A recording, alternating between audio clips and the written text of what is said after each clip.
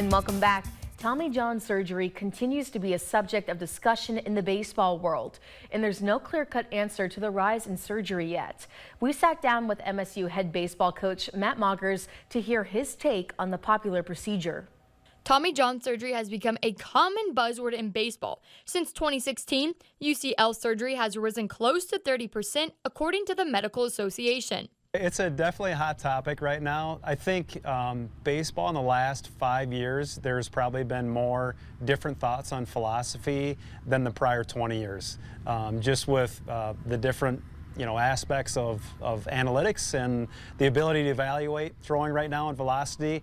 There's just so many new things out there. It's not for certain what the culprit is for the increase in surgery, whether it's pitchers chasing velocity and spin rate or bulking up in the weight room. But even with lighting up the radar gun, at the end of the day, pitchers will need to be able to pound the strike zone. It's a tough balance. I think people have seen that might be the quickest way to make a big league roster is by having velocity. But at the end of the day, we know at the college level, individuals have to be able to throw strikes, because if you don't throw strikes, you're not going to be able to help the team out. With the heightened awareness around the topic, more leagues and organizations have created guidelines to help prevent injury. The encouraging thing as a college coach is we're seeing summer leagues. They're making better decisions as far as like how the pitches are being used.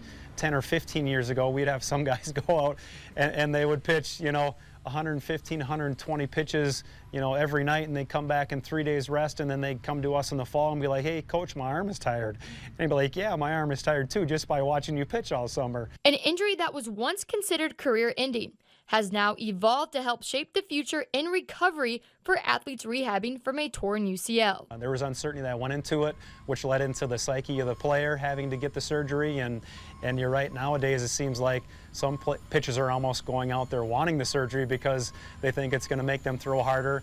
But it is encouraging to know that, if a person does go down with the UCL, that there is a process that they can follow and it'll allow them to get back on the field. As the number of Tommy John surgeries continue to rise, precaution is proven to be the best prevention. That's the million-dollar question, right, is how do we limit this injury?